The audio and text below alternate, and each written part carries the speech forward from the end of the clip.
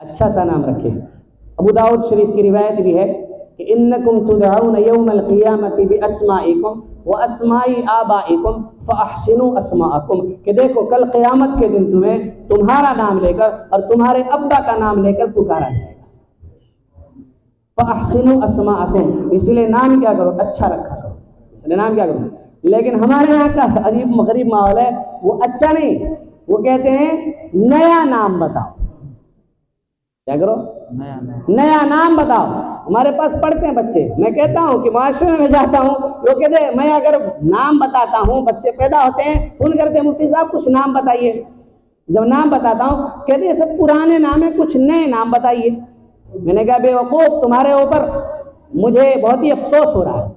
अल्लाह के नबी सल्लल्लाहु अलैहि वसल्लम की 2 बीवियाँ थी, उनका नाम ज़ैनब था, और एक बेटी थी जिसका नाम ज़ैनब था। एक घर में 3 ज़ैनब, 2 बीवी और 1 बेटी। क्या हमारे घर में इस तरह करेंगे? हम तो कहते मोहल्ले में इस नाम का है, हम कैसे रख लें?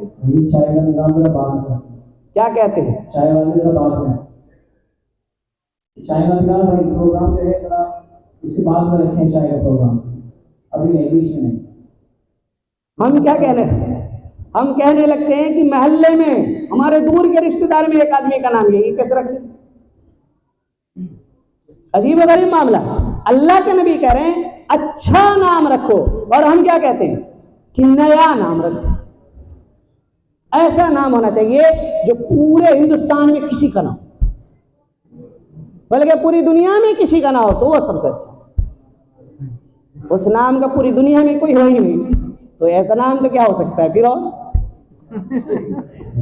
वो तो खत्म हो गया, अब कोई फिरौन अपना नाम नहीं रखता। कारून खत्म हो गया, अब तो कोई अपना नाम क्या नहीं रखता, कारून नहीं रखता। तो ये रख ले, बिल्कुल ऐसा नाम रहेगा कि कोई भी पूरे मोहल्ले क्या, पूरे हिंदुस्तान बल्कि पूरी दुनिया में किसी का भी ये नाम नहीं है, तो आप रख ले अपने बच्चे का नाम, नया भी रहेगा और पूरी दुनिया में कहीं कोई इस नाम का आदमी भी नहीं होगा। आप शुरुआत करें। तो अजीब गरीब मामला है। अल्लाह के नबी कहते हैं नया नाम रखो, और हम अल्लाह के नबी सल्लल्लाहु अलैहि वसल्लम फरमाते हैं कि अच्छा नाम रखो, और हम उसे क्या समझाते हैं कि नहीं मौलाना साहब नया नाम बताइए। तो नबी कुछ चाहते हैं और हम कुछ चाहते हैं, और कहते हैं कि हम आशिक़ रसूल हैं। क्या कहते हैं? आशिक़ रसूल। इसलिए मैं कहता हूँ तेरा पयाम और है, मेरा पयाम और है, तेरा पयाम और है, मेरा पयाम और है, इश्क के दर्दमंद का तर्ज़े कलाम और ये समझते हैं। हाँ, मैं चाहता हूं जो दर्द मैं महसूस कर रहा हूं अपने अंदर, उस दर्द को आप अपने दिल में भी महसूस करें। मेरे 2 बेटे हैं, 2 बेटियां हैं, मैंने अपने दोनों बेटों का नाम मोहम्मद रखा। फर्क कैसे करें? ये तो बड़ा हुआ, ये छोटा हुआ, तो फर्क कैसे करें? दूसरे के आगे मैंने लगा दिया सानी, दूसरे के आगे क्या लगा दिया? सानी, क्योंकि सानी किसको कहते हैं? दूसरे को कहते हैं। तो वो मोहम्मद है, वो सिर्फ मोहम्मद है, और दूसरा मोहम्मद सानी है, दूसरा मोहम्मद है। और मैंने इरादा कर लिया है कि चाहे 10 हो, सबको मोहम्मद ही नाम दूंगा। सबको नाम क्या दूंगा? मोहम्मद सालिस, मोहम्मद राबे के, तीसरा मोहम्मद, चौथा मोहम्मद, 5वां मोहम्मद। जब मेरे नबी का नाम मोहम्मद है तो मैं उसका नाम मोहम्मद क्यों ना रखूं? मैं अपने बच्चे का नाम मोहम्मद क्यों न रखूं? आखिरी जमाने का जो मेरा कायद है, जिसको हम लोग इमाम महदी कहते हैं, उनका नाम भी तो मोहम्मद है। अगर वो हमारे दौर में आ गए तो उनके साथ मिलकर जो लड़ने वाला हो उसका नाम भी तो मोहम्मद है। किसी तरफ से कोई डॉक्टर मोहम्मद उनका साथ दे, किसी तरफ से इंजीनियर मोहम्मद साथ दे, किसी तरफ से मास्टर मोहम्मद साथ दे, किसी तरफ से इमाम मोहम्मद साथ दे, किसी तरफ से कारी मोहम्मद जाए, किसी तरफ से मिठाई वाला भी हो वो मोहम्मद हो, कपड़े वाला हो वो मोहम्मद हो, जलेबी वाला हो वो भी मोहम्मद हो। तो मोहम्मद के सिपाह में जो भी जाए वो भी मोहम्मद नाम का हो। कितनी खुशी होगी कि मेरे साथ देने वाले सब के सब मोहम्मद है। मेरे नबी को कितनी खुशी होगी कि मेरा उम्मती मेरे नाम को नहीं भूला, मेरी बात को कैसे भूल सकता है? जो नाम को नहीं भूलता है वो मेरी बात को कैसे भूल सकता है? तो हमने तो नाम रखना भी गवारा नहीं किया, हम तो ऐसे बरकत के लिए लगाते हैं नाम के शुरू में। हम क्या करते हैं? बरकत के लिए लगाते हैं, तरह तरह के बहाने सब बनाते रहते हैं, तरह तरह के बहाने सब बनाते रहते हैं। लेकिन वो सारे बहाने क्या हैं? किसी काम के नहीं, बेकार बहाने। बच्चों के लिए सबसे पहला हक क्या बनता है? अच्छा सा नाम रखिए। दूसरा काम क्या बनता है कि हम क्या करें? उसकी अच्छी तालीम और तरबियत का इंतजाम करें। کیا کریں؟ اس کی اچھی تعلیم و تربیت کا انتظام کریں۔ حدیث میں اللہ کے نبی صلی اللہ علیہ وسلم نے ارشاد فرمایا لیس منا من لم یرحم صغیرنا، کہ اس آدمی کا ہم سے کوئی تعلق نہیں ہے جو کیا نہیں کرتا، بچوں پر رحم نہیں کرتا۔ رحمت کسے کہتے ہیں؟ رحمت کہتے ہیں اور رحم کسے کہتے ہیں؟ عربی لفظ ہے یہ، اس کے معنی ہوتے ہیں کسی کی بھلائی چاہنا، کسی کیا چاہنا؟ بھلائی چاہنا۔ اگر آپ نے اس کو ABCDEFG پڑھا دیا، اس سے کیا آپ نے بھلائی چاہی؟ کہہ دن کی بھلائی حاصل ہوئی۔ اس لیے میں تو سیدھے سادھے انداز میں کہتا ہوں، مکتب میں پہنچا تو کیا کہتا ہے کہ پڑھو بیٹا، کیا پڑھو؟ کیا پڑھو؟ پڑھو کیا کہتا ہے؟ قاری صاحب کیا کہتے ہیں کہ پڑھو بیٹا، کیا پڑھواتا ہے وہ بتائیے؟ بسم اللہ الرحمن الرحیم، کیا مانا ہوا؟ شروع کرتا ہوں اللہ کے نام سے۔ اور اللہ نے جو سب سے پہلی آیت اتاری وہ کیا اتاری؟ اقرا بسم ربک، پڑھو رب کے نام سے۔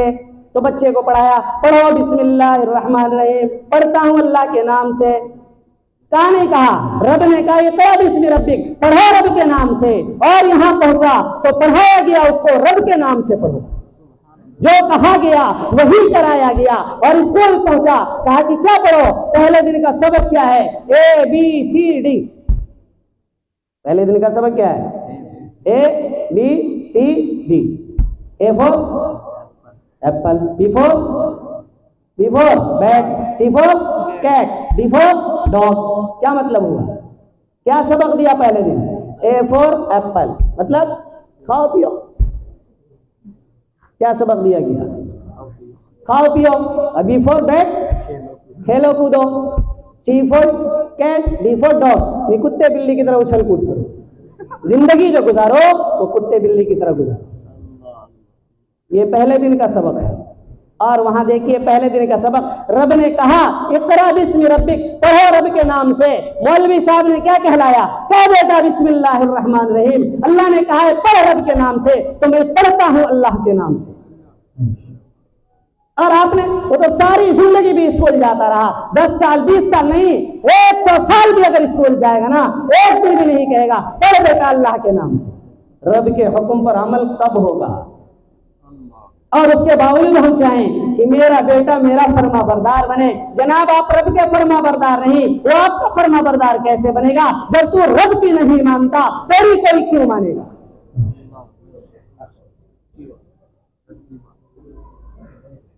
اس لیے بچوں کے حقوق ادا کیجیے، اس کی بھلائی اگر چاہتے ہیں، اس کی بھلائی اگر چاہتے ہیں، میں نہیں کہتا ABCD نہ پڑھائیں، اسکول نہ پڑھائیں، پڑھائیں، وہ پڑھائیں، ڈاکٹر بنائیں، انجینئر بنائیں۔ امام شافعی رحمہ اللہ کتنے بڑے امام، سن 204 ہجری میں ان کی وفات ہوئی، سن 204 ہجری میں، یعنی آج سے 1250 سال پہلے تقریباً، آج سے تقریباً کتنے ہیں؟ 1250 سال پہلے امام شافعی رحمہ اللہ نے فرمایا علم تو دو ہی ہیں، علم تو کیا ہے؟ دو ہی ہے، ایک تو دین کا علم اور ایک بدن کا علم، ڈاکٹری کا علم۔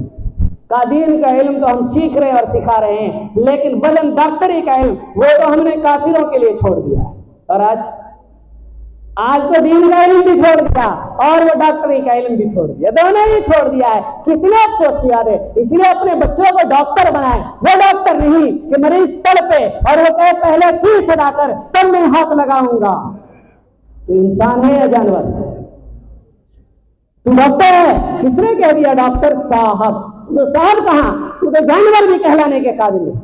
جانور کو بھی اپنے بچوں پہ ترس آ جاتا ہے، جانور کو بھی کیا ہے، دوسرے جانور پر ترس آ جاتا ہے اگر وہ تڑپنے لگے، زخمی حالت میں دیکھ لے۔ لیکن ہمارے یہاں کا ڈاکٹر جو ہے وہ تو ڈاکو بنا ہوا ہے، وہ تو مریض تڑپتا رہے در سے، وہ کہتا ہے پہلے فیس رکھو تب جا کر کے میں اسے ہاتھ لگاؤں گا، تب میں اس کا آپریشن کروں گا، ورنہ نہیں۔ اس لیے مومن بنائیں، کیا بنائیں؟ مومن بنائیں، عقیدہ ٹھیک کریں، اعمال ٹھیک کریں، بچوں کی تربیت اچھی طرح کریں، تب جا کر کے وہ آگے آپ کے کام آئے گا۔ اور اصلاح معاشرہ کا جو عنوان آپ نے رکھا ہے یہ کسی حد تک آپ کے لیے مفید اور کارآمد ہوگا۔ یہ چند باتیں میں نے بتائی بچوں سے متعلق، اور حدیث میں بھی آتا ہے اللہ کے نبی صلی اللہ علیہ وسلم نے فرمایا جب تمہارے بچے 7 سال کے ہو جائیں تو انہیں نماز پڑھنے کا حکم دو، اور 10 سال کے ہو جائیں نماز نہ پڑھے تو پڑھائی کرو۔ ٹھیک ہے؟ کیا ہم کرتے ہیں؟ 7 سال کے ہو جائیں تو نماز پڑھنے کا حکم دیتے ہیں؟ نہیں۔ 10 سال کے ہو جائیں نماز نہ پڑھے تو پٹائی کرتے ہیں؟ نہیں۔ حالانکہ 10 سال کا بچہ جو ہے اس کے اوپر نماز فرض نہیں ہے، اس کے اوپر نماز، اور کہا کیا کہ اگر نہ پڑھے تو پٹائی کرو، اور 60 سال کا نماز نہ پڑھے تو کیا کریں؟ 10 سال کا بچہ نہ پڑھے تو اس کی پٹائی کریں، اور 60 سال کا بڈھا اگر نماز نہ پڑھے تو اس کا کیا کریں بتائیے؟ نہیں، آپ معاشرہ کی اصلاح کرنا چاہتے ہیں، اگر آپ سنجیدہ ہیں تو میری باتوں کو کڑوی گولی سمجھ کے نگلیے، انجیکشن سمجھ کر اس کو نگلیے، کچھ عہد کیجئے کہ بگاڑ تو ہم خود ہیں، اس کا سبب کیا ہے؟ ہم خود ہیں، ریزن کون ہے؟ ہم خود ہیں، ہم خود اس کو بگاڑ رہے ہیں معاشرے کو۔ اب دوسروں پر الزام ڈال کے چھٹی، دوسروں پر الزام ڈال کے کیا کر رہے ہیں؟ جب کوئی آدمی ذمہ داری نہیں ادا کرنا چاہتا تو وہ ایسے ہی کرتا، دوسروں پر الزام ڈال کے اور بس آہستہ سے کھسک لیتا ہے کہ اس کی وجہ سے ایسا ہو گیا، کھسک لیا، ہو گیا، ختم۔ اتنی بات کہنے سے مسئلہ نہیں حل ہوگا۔ خیر، یہ تو بچوں کا مسئلہ تھا۔ بہت سارے لوگ، جماعت کے لوگ کیا کرتے ہیں، کچھ لوگوں کو زبردستی کھینچ کے مسجد لے آتے رہتے ہیں، انہیں بھی اعتراض ہوتا رہتا ہے، انہیں بھی کیا ہوتا رہتا ہے؟ اعتراض ہوتا رہتا ہے کہ زبردستی کیوں نماز پڑھواتے ہیں؟ ارے جناب، 10 سال کے بچے کی پٹائی کر کے نماز پڑھنے کا، آپ کی پٹائی تو نہیں کی کسی جماعت والے نے نا؟ 10 سال کے بچے کی پٹائی کا حکم کس نے دیا؟ کہ پٹائی کرنا زبردستی نہیں ہے نہیں ہے؟ تو اگر آپ کو زبردستی مسجد میں وہ کھینچ کے لے آئے تو کیا غلط کر دیا؟ کیا غلط کر دیا یہ تو بتائے۔ اللہ کے نبی صلی اللہ علیہ وسلم نے فرمایا کہ میرا جی چاہتا ہے کہ میں کیا کہوں، نوجوانوں کو حکم دو کہ تم لوگ نماز پڑھو، اور کچھ نوجوانوں کو اپنے ساتھ لے لوں اور کہوں جاؤ جنگل سے لکڑیاں اکٹھی کر کے لاؤ، اور پھر باہر نکلو، محلے میں جاؤں اور محلے میں جا کر کے دیکھو کس کس گھر میں لوگ مسجد میں نہیں آئے ہیں، ان کے گھر کو باہر سے کنڈی لگا دوں اور ان لکڑیوں کے ذریعے ان کے گھروں میں آگ لگا کر کے جلا کر ختم کر دوں۔ کیا ہے یہ؟ سختی نہیں ہے؟ اگر ہم اور آپ ہوں کیا کہہ دیں گے؟ اللہ کے نبی صلی اللہ علیہ وسلم اچھی زبردستی ہے، نماز تو سمجھا دینا چاہیے کہ دو نبی آگ لگانے کی بات کیوں کر رہے ہیں؟ نبی 10 سال کے بچے کی پٹائی کرنے کو کیوں کہہ رہے ہیں؟ پتہ چلا جہاں سختی کی ضرورت ہے وہاں نبی نے سختی کی ہے، جہاں نرمی اور پیار سے سمجھانے کی ضرورت ہے وہاں نرمی اور پیار سے بھی سمجھایا ہے۔ اسی لیے کہا 7 سال میں حکم دو، تاکہ 3 سال تک اسی طرح حکم دیتے رہو، 3 سال تک اس کے دماغ میں ڈالو نماز فرض ہے، نماز فرض ہے، نماز فرض ہے، ڈالتے رہو گے، کسی نہ کسی دن اثر ہوگا۔ اگر 3 سال میں بھی اثر نہیں ہوا، تھپڑ لگاؤ، کیا کرو؟ تھپڑ لگاؤ، پھر 15 سال میں جب وہ بالغ ہوگا نماز فرض ہوگی۔ یہ 5 سال کا وقفہ گویا کہ 5 سال ادھر 3 سال ادھر 8 سال تک نماز سکھائی گئی، تب جا کر کے نماز اس کے اوپر فرض کر دی گئی۔ اور ہم تو کہتے ہیں 2-4 مرتبہ میں بہت سمجھایا، بہت سمجھایا، مانتے ہی نہیں، سمجھتے ہی نہیں۔ جناب کسی کو نماز کے لیے سمجھانا اچھی بات ہے یا بری بات؟ اچھی بات۔ اور نماز نہ پڑھنا یہ اچھی بات ہے یا بری بات؟ وہ نماز نہیں پڑھتا ہے، ایک برا کام کر رہا ہے، وہ اپنا برا کام چھوڑنے کے لیے تیار نہیں۔ نماز کی دعوت دینا اچھا کام ہے، آپ اپنا اچھا کام کیسے چھوڑ دیتے ہیں؟ وہ اتنا ضدی ہے، اتنا ہٹی ہے کہ اپنے غلط کام کو چھوڑنے کو تیار نہیں، تو آپ اپنے اچھے کام کو کیوں چھوڑ دیتے ہیں؟ آپ بھی عہد کر لیں کہ جب تک تجھے مسجد میں نہیں لاؤں گا میں بھی چین سے نہیں بیٹھوں گا، میں بھی چین سے کہتا رہوں گا، تو مارے گا تو مار لے۔ میرے نبی کو بھی مکے کی گلیوں میں مارا گیا، حضرت نوح علیہ السلام کو 950 سال تک مارا گیا، گالیاں دی گئی، چہرے پر تھوکا گیا، راستے میں کانٹے بچھائے گئے، تب بھی انہیں دعوت دیتے رہے۔ تم راستے میں کانٹے بچھاتے ہو تو بچھاؤ، لیکن سنو اللہ ایک ہے، سجدہ اسی کے سامنے کرنا۔ بار بار اسی کو کہتے تھے جو چہرے پر تھوکتا، تھوک کر جب وہ فارغ ہوتا نبی علیہ السلام کہتے میرے پیارے بات سن لے، اللہ تو بس ایک ہی ہے اور سجدہ تجھے اسی کے سامنے کرنا ہے، پھر اسے کہہ دیتے۔ اور ہمیں ذرا سا کوئی کچھ کہہ دینا، اگر ہم جائیں کسی کو دعوت دینے کے لیے کچھ کہہ دینا، اس کے پاس نہیں جانا، اچھا آدمی نہیں ہے۔ بلکہ نئے ساتھی جو جماعت کے آئیں گے نا کہیں باہر سے، انہیں معلوم نہیں ہوگا یہاں کون کیسا ہے، تو جاتے رہیں گے بھائی ان کے یہاں کیوں نہیں چل رہے، وہ اچھا آدمی نہیں ہے، آگے چلیے۔ آپ نے فیصلہ کر دیا اچھا اور برا ہونے کا، یہ فیصلہ آپ کو کس نے دیا یہ حق جناب؟ اللہ تبارک و تعالی اس کا فیصلہ کرے گا نا، کون اچھا ہے کون برا ہے، کسے جنت دینی ہے کسے جہنم دینی ہے۔ آپ کیوں تقسیم کر رہے ہیں کہ یہ جنت میں جائے گا اور یہ جہنم میں جائے گا؟ کیا آپ جنت کے مالک ہیں؟ کیا آپ جہنم کے مالک ہیں؟ وہ تو 100 قاتلوں 100 لوگوں کے قتل کرنے والے کو بھی جنت دے دیتا ہے، وہ تو ساری زندگی بدکاری کرنے والی عورت کو بھی کیا کرتا ہے، ایک کتے کو پانی پلا دینے پر جنت دے دیتا ہے۔ کیا آپ اگر کسی انسان کو پانی پلائیں گے کیا آپ کو جنت نہیں دے گا؟ کتے کو پانی پلانے سے جنت مل جائے گی اور انسان کو پانی پلانے سے جنت نہیں ملے گی۔ مسئلہ تو یہ ہے ہمیں احساس نہیں ہے، ہم سمجھنا نہیں چاہتے، اپنی ذمہ داریوں کو ادا کرنا نہیں چاہتے۔ آگے بڑھتے ہیں۔ دوسرا طبقہ جوانوں کا ہے۔ دوسرا طبقہ کیا ہے؟ جوانوں کا ہے۔ اللہ تبارک و تعالی کی ہدایت کے مطابق اللہ کے نبی صلی اللہ علیہ وسلم نے ارشاد فرمایا، ان اللہ لیعجب من الشاب لیست لہ صبوۃ، کہ اللہ تبارک و تعالی اس نوجوان سے پیار کرتا ہے۔ کیا یہاں کسے؟ لڑکیوں سے پیار کرتے ہیں۔ اگر کوئی 2 شادی کر لے تو اس کے خلاف پورا محلے والے کیا ہو جاتے ہیں، بتائیے 2 شادی کر لے، گناہ کیا، گناہ کیا نہیں نا۔ اور کوئی 10 گرل فرینڈ رکھے تو ہینڈسم ہے، یعنی 2 شادی کرنے والے کے خلاف بھڑک رہے ہیں، حالانکہ اس نے بالکل صحیح کام کیا ہے، کوئی غلط کام نہیں کیا، وہ ثواب کا مستحق ہے۔ نکاح تو سنت ہے نا، اور سنت پہ عمل کرنے سے اگر کوئی ناراض ہونے لگے اس کا ایمان کا خطرہ نہیں ہو جائے گا۔ اور 10 گرل فرینڈ رکھے تو ہمیں کوئی بات نہیں، کوئی بات نہیں، دوسری شادی نہیں کرنا، چاہے 10 گرل فرینڈ رکھ لو۔ اب نوجوان کدھر جائے گا بتائیے؟ تو کہے گا وہی کر لو بھائی، وہی بڑھیا ہے۔ یہاں تو لوگ ناراض ہوتے ہیں دوسری شادی سے، ایسا ہے ایک تو بیوی کر لو اور باقی 2-4 گرل فرینڈ رکھ لو۔ یہی تو کرے گا۔ بگاڑا کس نے؟ کس نے بگاڑا؟ معاشرے نے بگاڑا۔ کہاں اصلاح معاشرہ ہے؟ تو افساد معاشرہ ہے۔ اور کون بگاڑ رہا ہے؟ کہ یہودی آ گئے تھے، کہ عیسائی آئے تھے؟ کون؟ ہم خود، ہم ہی تو بگاڑ رہے ہیں۔ نوجوانوں میں ایک بری عادت کا کی ہوتی ہے، نوجوان اللہ پیار کرتا ہے، اللہ پیار کرتا ہے اس نوجوان سے، لیست لہو صبوۃ، جس سے غلطیاں نہیں ہوتی۔ اس سے کیا نہیں ہوتی؟ غلطیاں نہیں ہوتی۔ اور اگر ہو جائے تو توبہ کر لیں، کیونکہ اللہ خود قرآن میں کہتا ہے ان اللہ یحب التوابین، اللہ توبہ کرنے والوں سے پیار کرتا ہے۔ اور ہمارے معاشرے کے لوگ اس سے پرانی زندگی یاد دلاتے ہیں۔ پہلے میں نے کہا لیکن اللہ پیار کرتا ہے، ہم کہتے ہیں اللہ تو پیار کر، لیکن ہم تو نفرت کریں گے اس سے۔ عجیب و غریب مسئلہ ہے، عجیب و غریب مسئلہ۔ نوجوانوں میں ایک بری عادت کیا ہوتی ہے؟ نشے کی۔ نوجوانوں میں ایک بری عادت کیا کی ہوتی ہے؟ ایک نشے کی۔ صرف ایک حدیث سناؤں گا اور بس پھر تیسرے طبقے کی طرف چلیں گے۔ نوجوانوں میں ایک بری عادت کیا ہے؟ نشے کی۔ نشے سے متعلق شراب اور اس طرح کی چیزیں ہوتی ہیں۔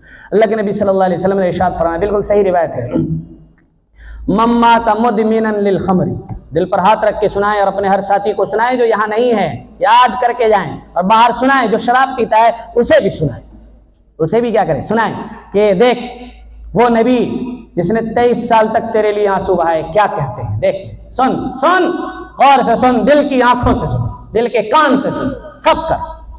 من مات مدمنا للخمر، کہ جو شخص شراب کا عادی ہو کر مر جائے، جو شخص شراب کا عادی ہونے کی حالت میں مر جائے، توبہ نہ کرے، سقاہ اللہ جل وعلا من نہر الغوطہ، اللہ تبارک و تعالی اس کو نہر غوطہ سے گلاس بھر بھر کے پلائے گا۔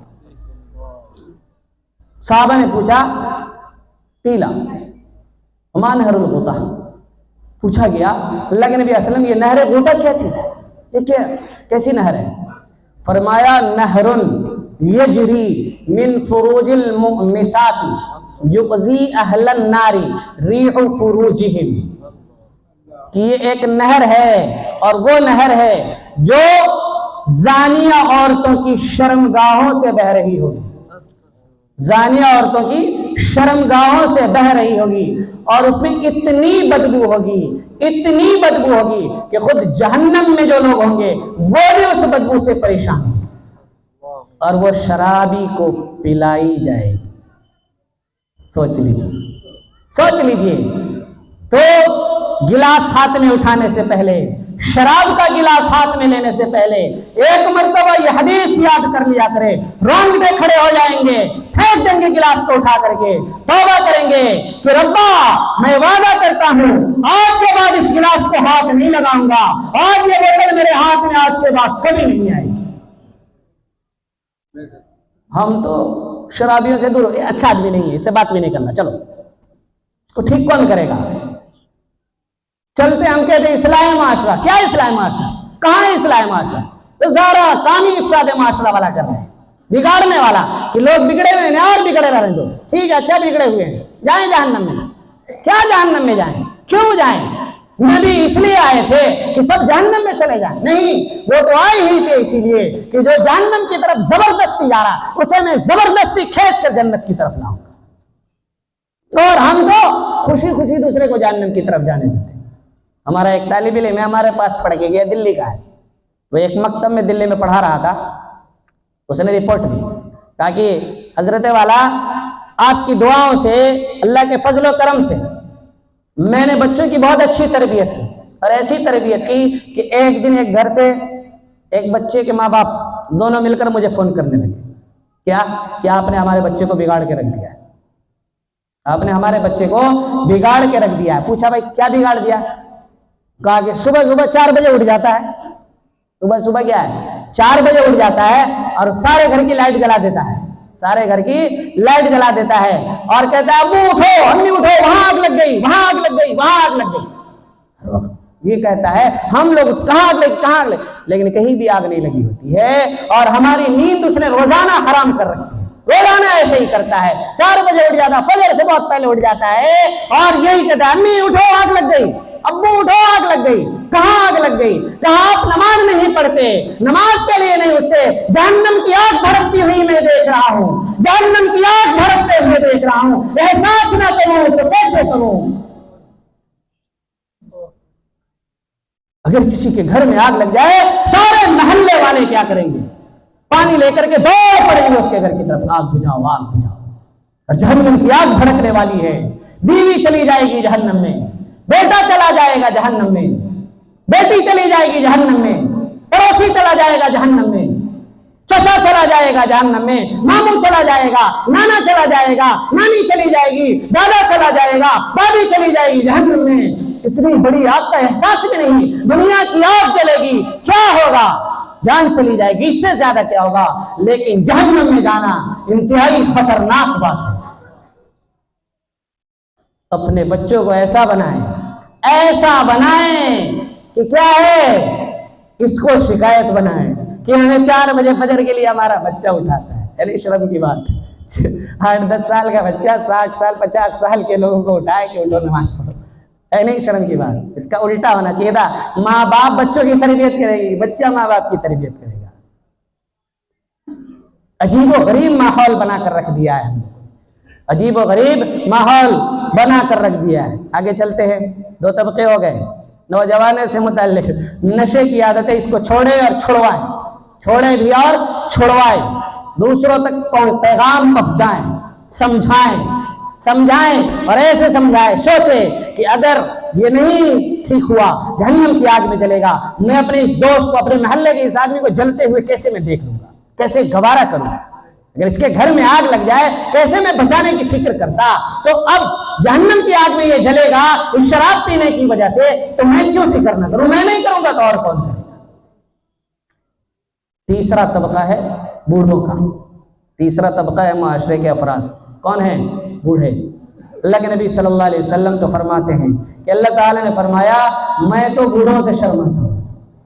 मैं तो क्या है, बूढ़ों से क्या करता हूं, और बूढ़ा ये भी कि अल्लाह से शर्माता है। देखने की बात यह है कि अल्लाह जो खालिक है, मालिक है, सब कुछ है, वो क्या कर रहा है, बूढ़ों से शर्मा रहा है कि उसे अजाब दे, जहन्नम में भेजे, उसको खाली हाथ लौटाए, उसकी दुआ कबूल ना करे। अल्लाह तो शर्मा रहा है, लेकिन क्या ये बूढ़ा भी शर्मा रहा है, इसे भी हया और शर्म आ रही है कि मेरा रब क्या कहेगा, अगर मैं झूठ बोलूंगा तो मेरा रब क्या कहेगा, मैं रब के सामने कैसे खड़ा हो पाऊंगा। کہ میرا رب تو مجھے عذاب دیتے ہوئے شرمائے، میرا رب تو مجھے خالی ہاتھ لوٹاتے ہوئے شرمائے، اور میں گناہ کرتے ہوئے اپنے رب سے نہ شرماؤں، یہ کتنی بڑی بے حیائی، بے شرمی اور بے غیرتی کی بات ہے۔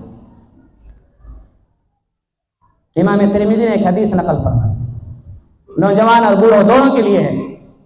فرمایا، اللہ کے نبی صلی اللہ علیہ وسلم نے ارشاد فرمایا، ما اکرم شاب شیخا لسنہ، کہ جو نوجوان کسی بوڑھے اور عمر دراز آدمی کی تعظیم کرتا ہے، اس کی تعظیم و تکریم کرتا ہے، اس کی عزت کرتا ہے، احترام کرتا ہے، کیوں؟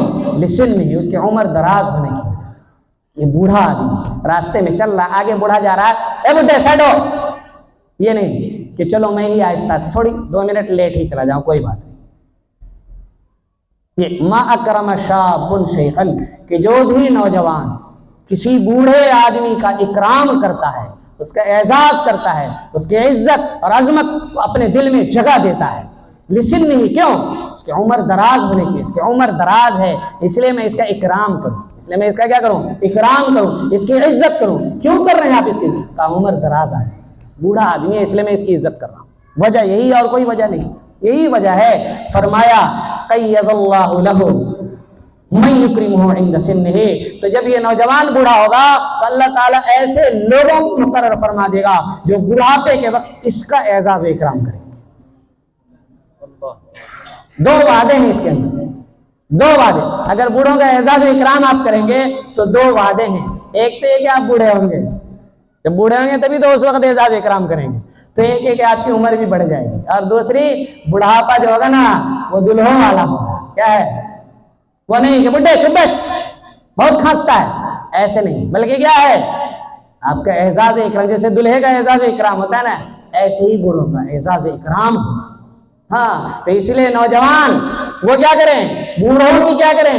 قدر کریں، ان کی عزت کریں، ان کی عظمت کو اپنے دل میں جگہ دیں، چاہے وہ اپنے ماں باپ ہوں، چاہے وہ باہر کے ہوں، اپنے ہو تو اور زیادہ کریں، باہر کے ہو تو بھی کریں، تو بھی کریں، صرف اس وجہ سے کہ یہ عمر دراز ہے، کمزور ہے، چلو میں اس کی عزت کرتا ہوں، چلو اس سے محبت کرتا ہوں، چلو اس کی قدردانی کرتا ہوں۔ پوچھیں اپنی چیزیں، گھر میں جو بوڑھے ہیں، بوڑھی عورتیں ہیں، ان سے جا کر کے پوچھیں اپنی چیزیں کہ یہ کیسے کروں، یہ کیسے کروں، ان کو خوشی ہوگی، دعائیں دیں گے، ان کی دعائیں آپ کی زندگی بنا دیں گی، دنیا بھی بنے گی اور آخرت بھی بنے گی ان کی دعاؤں سے۔ اور بوڑھے بھی اپنے آپ کو ایسا بنائیں کہ نوجوان ان کے پاس آئیں، بوڑھے بھی اپنے آپ کو ایسا بنائیں کہ نوجوان ان کے پاس جا کر کے فخر محسوس کریں کہ میں گیا تھا ابا جی کے پاس، اور ابا جی نے بڑے پیار سے، بڑی محبت سے، بڑے شفقت سے مجھے سمجھایا اور ایسے کیا۔ تو نوجوان ان کی عزت و عظمت کریں، اور بوڑھے اپنے آپ کو ایسا بنائیں کہ نوجوان ان کی طرف کھنچے ہوئے آئیں، نوجوان ان کی طرف کیا ہیں؟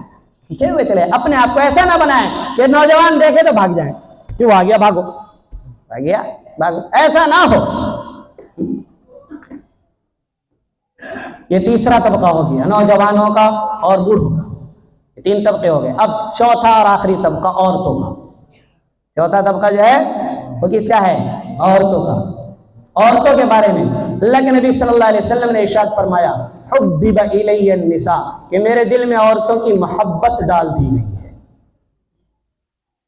میرے دل میں عورتوں کی محبت ڈال دی گئی ہے۔ اب ہمارا زمانہ سڑا ہوا ہے، ہمارا زمانہ کیا ہے؟ سڑا ہوا ہے، دماغ میں نجاست اور غلاظت بھری ہوئی ہے، اس وجہ سے ارے اللہ کے نبی علیہ السلام بھی پیار کرتے تھے۔ نہیں، معاشرے میں جائیں، کیا حیثیت تھی عورتوں کی؟ اذا بشر احدهم بالانثى، آج ہی میں پڑھا رہا تھا، واذا بشر احدهم بالانثى، قرآن کہتا ہے کہ جب کسی آدمی کو خبر دی جاتی اس وقت، اس زمانے میں معاشرے کے کسی آدمی کو کہ تمہارے یہاں لڑکی پیدا ہوئی ہے، ظل وجهه مسودا، اس کا چہرہ کالا ہو جاتا، چہرے کا رنگ بدل جاتا، گھبرا جاتا کہ میرے یہاں لڑکی پیدا ہو گئی، اور اندر ہی اندر قزیم کڑتا تھا کیا لڑکی پیدا ہو، لڑکی پیدا ہو، عجیب بےچینی پریشانی محسوس کرتا تھا۔ اور یتوارا من القوم، جو معاشرے میں لوگ تھے نا ان سے چھپتا پھرتا تھا کہ کہیں کسی کی نظر میں نہ آ جاؤں اور کوئی دیکھ نہ لے، اور جیسے دیکھے گا کہیں یہ نہ کہہ دے سنا ہے تمہارے یہاں لڑکی پیدا ہوئی ہے۔ یہ تو میرے لیے بڑی ذلت کی بات ہوئی۔ آج یہ مشرکوں کے بارے میں آیت اتری ہے، لیکن بڑے افسوس کے ساتھ کہنا پڑتا ہے کہ یہ سب باتیں آج مسلمانوں پر صادق آ رہی ہیں۔ مجھے ایک آدمی نے بتایا کہ ایک آدمی کے گھر ہاسپٹل میں لڑکی پیدا ہوئی تو اس کا جو باپ تھا نا، جب دوسری بیٹی پیدا ہوئی، لگاتار دوسری بیٹی پیدا ہوئی، تو وہ کیا ہے کہہ رہا تھا کہ میں جا رہا ہوں ہاسپٹل میں اس بچی کا گلا دبا کے آ جاؤں گا۔ محلے کے ایک دوسرے آدمی نے اس سے کہا کہ ایسا وہ بیٹی مجھے دے دو۔ وہ بیٹی کیا کرو، تمہیں نہیں چاہیے نا، تم کیوں مارو گے، مجھے دے دو، میں اپنی بیٹی بنا کے پالوں گا، مارنے کی کوئی ضرورت نہیں، میرے حوالے کر دو، میں اپنی بیٹی جیسی اس کو قدردانی بھی کروں گا، پرورش بھی کروں گا، تربیت بھی کروں گا، سب خیال۔ ایسے لوگ اس معاشرے میں پیدا ہوتے ہیں۔ اگر ان کی پٹائی نہ ہو، ان کے اوپر ظلم نہ ڈھائے جائیں تو اور کیا ہوگا کہ جو آیتیں کسی زمانے میں مشرکوں کے بارے میں اتری تھی آج وہ مسلمانوں پر صادق آنے لگی۔ کیا آپ نے عورت کو خدا سمجھ رکھا ہے؟ جس عورت کے یہاں کیا ہے، ایک کے بعد اگر 2 بیٹی 3 بیٹی ہو جائے، پہلی بیٹی پیدا ہو جائے، بڑی ہی گری نظروں سے دیکھا جاتا ہے، بڑی حقارت بھری نظروں سے دیکھا جاتا ہے، تحقیر کی جاتی ہے، توہین کی جاتی ہے، تانے سنائے جاتے ہیں، تانے دیے جاتے ہیں، گالیاں دی جاتی ہے کہ بیٹی پیدا کریں۔ حالانکہ اگر میڈیکل سائنس کے حساب سے دیکھا جائے، دنیا کے حساب سے، قرآن حدیث چھوڑیں، دنیا کے حساب سے اگر دیکھا جائے نا، جدید میڈیکل سائنس نے یہ ثابت کر دیا ہے کہ چاہے لڑکا پیدا ہو چاہے لڑکی پیدا ہو، اس کا ذمہ دار مرد ہے۔ اس کا ذمہ دار کون ہے؟ مرد ہے، کیونکہ انسان بنتا ہے منی کے ذریعے، انسان جو بنتا ہے منی کے ذریعے، تو ماں کے اندر جو منی ہے وہ ایک طرح کی ہے، وہ کیا ہے؟ ایک طرح کی، اور باپ کے اندر جو منی ہے وہ 2 طرح کی ہے، 2 طرح کی۔ اگر یہ والی منی جا کر کے اس میں جا کر کے ملتی ہے تو لڑکا پیدا ہو جاتا ہے، یہ دوسری والی جا کے ملتی ہے تو یہ کس سے بنا، لڑکا اور لڑکی؟ ہونا کیا چاہیے؟ کس کی پٹائی ہونی چاہیے؟ اسی کی پٹائی ہونی چاہیے نا، کہ ساری لڑکیاں اپنے اندر بھر رکھی ہیں، پٹائی تو اس کی ہونی چاہیے، لیکن سارا الٹا نظام۔ ارے تم دنیا کو ماننے والے ہو، چلو قرآن و حدیث نہیں مانتے، میڈیکل سائنس تو مانتے ہو، آؤ میں تمہیں میڈیکل سائنس کی روشنی میں ثابت کر کے دکھاتا ہوں کہ لڑکا پیدا ہو چاہے لڑکی پیدا ہو، ہر حالت میں ذمہ دار تم ہو۔ اگر لڑکی پیدا ہو رہی ہو، کان پکڑ کے اس گھر سے باہر نکالے جانے کے قابل تم ہو، نہ کہ وہ ماں اور نہ وہ بہن نہ وہ بیٹی۔ جوتے سے پٹائی تو تمہاری ہونی چاہیے کہ ساری لڑکیاں تمہارے اندر ہے، وہ مائیں، وہ بہنیں، جو نند ہے، جو پھوپھیاں بننے والی ہے بچوں کی، جو شور شرابہ اور ہنگامے مچائے رکھتی۔ مرد اتنا ظلم نہیں ڈھاتے عورتوں پر جتنا ظلم عورتیں خود ڈھاتی عورتوں پر۔ دیکھ لیجئے کیا کہتے ہیں، جی ہم تو مان جائیں گے بغیر جہیز کے بھی شادی کرنے، وہ ہماری اماں نہیں مانتی، اماں عورت ہے نا، وہ ہماری نانی نہیں مانتی، ہماری دادی نہیں مانتی، ہماری بہنیں نہیں مانتی، تو یہ تو سب عورتیں ہیں۔ عورت پر ظلم کس نے ڈھایا؟ اور قصور مردوں نے یہ کر دیا، مردوں نے یہ کر دیا۔ کیا کیا مردوں نے؟ کچھ نہیں کیا، سب قصوروار۔ عورت پر اگر ظلم ہو رہا ہے ذمہ دار خود عورت ہے، مردوں کا قصور کم ہے، مرد تو کم ظلم ڈھاتے ہیں۔ مرد کو اکساتا کون ہے بیوی کی پٹائی کرنے پر؟ ماں؟ کون؟ بہن؟ کون؟ بہن۔ باپ کو تو فرصت بھی نہیں ملتی کہ وہ بہو کو پٹائی کرنے کے لیے بیٹے کو اکسائے۔ کون اکسا رہا ہے؟ وہی ساس، وہی نندیں، وہی شرارتوں کی ذمہ دار ہیں، اور سارا قصور ڈال دیا کس پر؟ جیسے ہم کہتے ہیں نا یہودیوں نے بگاڑ دیا اور عیسائیوں نے بگاڑ دیا، ایسے ہی وہاں گھر میں بھی کیا ہو رہا ہے؟ گھر میں بھی یہی ہو رہا ہے کہ سارا قصور مردوں کا ہے۔ عورتوں کو ایک طرح تو سمجھتے عورت گویا کہ خدا ہے، وہی بیٹا اور بیٹی پیدا کرے۔ اگر بیٹی پیدا کی قصورواری، کہ آپ نے اس کو خدا سمجھ رکھا ہے کہ بیٹی پیدا کرنے کا اختیار اس کا ہے، بیٹا پیدا کرنے کا اختیار اس کا ہے۔ بیٹا پیدا کرے گا اللہ پیدا کرے گا، بیٹی پیدا ہوگی کون پیدا کرے گا؟ اللہ پیدا کرے گا۔ کیا عورت جیسی کمزور مخلوق پر رحم کرتے ہو؟ اگر لڑنا ہی ہے جا کر رب ذوالجلال سے لڑ کے دکھاؤ، اگر اتنا ہی دم خم ہے، اتنا ہی مرد ہونے کا گھمنڈ ہے تو چلو میرے رب سے لڑ کر دیکھو، پھر تگری کا ناچ نہ نچا دے میرا رب، پھر کہنا۔ تماشا بنا رکھا ہے معاشرے کا، سارے معاشرے کو بگاڑ کے رکھ دیا، سارے معاشرے کو بگاڑ کے رکھا ہے۔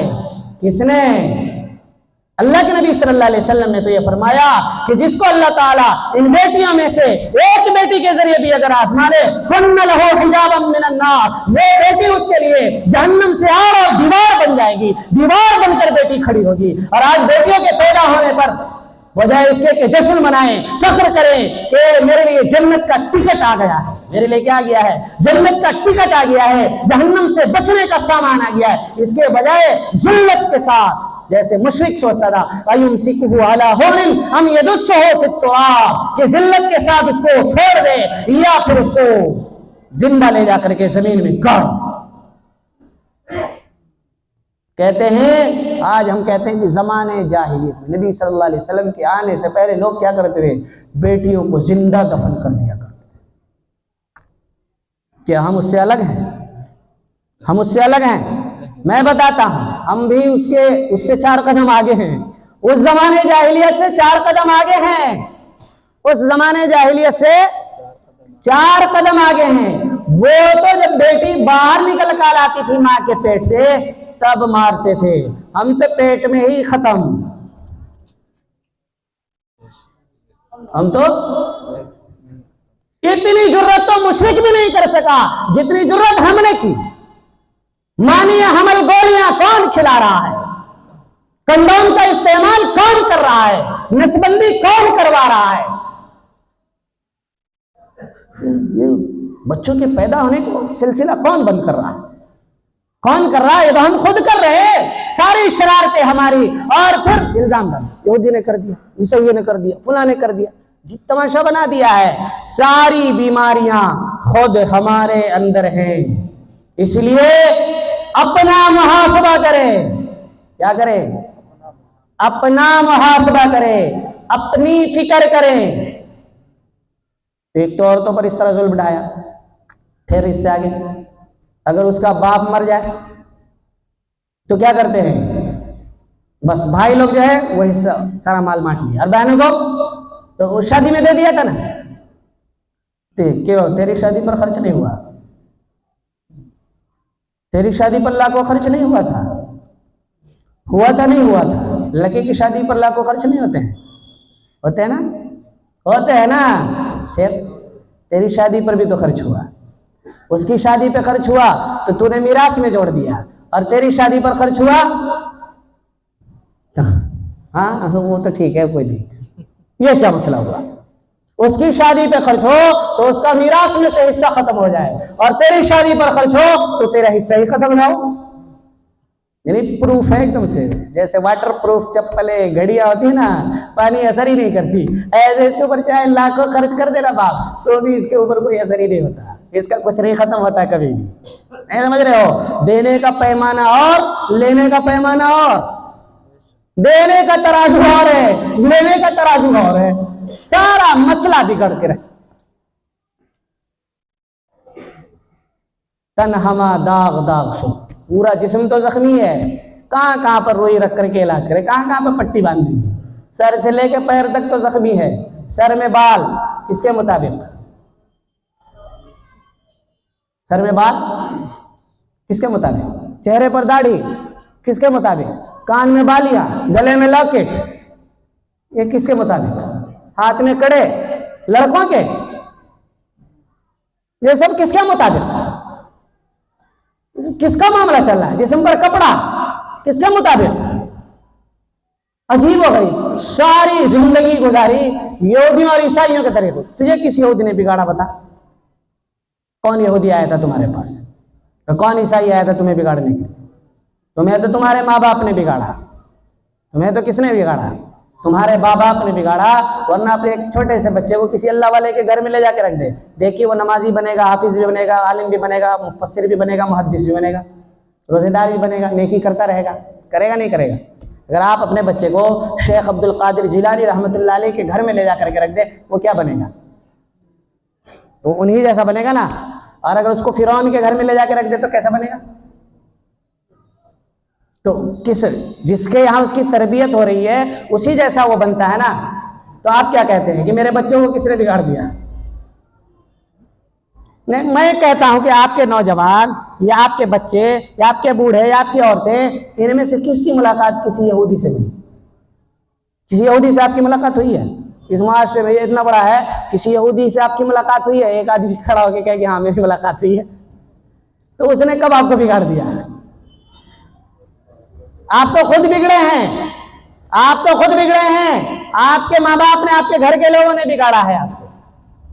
اس لیے میرے دوستو کچھ فکر کریں، اپنا حساب کریں، مواخذہ کریں کہ ہم نے کہاں کہاں غلطیاں کر رکھی ہیں، ان کو سدھاریں. جب ہر آدمی اس طریقے سے سوچے گا، فکر مندی کرے گا، اپنے بچے، اپنے نوجوان، اپنے بوڑھے اور اپنی عورتوں کے لیے عقیدہ سکھانے، اعمال سکھانے کا انتظام کرے گا، معاشرے کے لیے اس کو ٹھیک کرنے کے لیے اس طرح کے جلسوں کی ضرورت نہیں پڑے گی. اس کے بغیر ہی ہماری اصلاح ہو جائے گی. بہت ہی غیر محسوس طریقے، پتہ بھی نہیں چلے گا کب معاشرہ ٹھیک ہو گیا، پتہ بھی نہیں چلے گا کب معاشرہ ٹھیک ہو گیا اور معاشرہ ہمارا اللہ اور اس کے رسول صلی اللہ علیہ وسلم کی چاہت اور مرضی کے مطابق بن جائے گا. اللہ تبارک و تعالی مجھے بھی اور آپ کو بھی عمل کی توفیق عطا فرمائے. وآخر دعوانا الحمدللہ رب العالمین.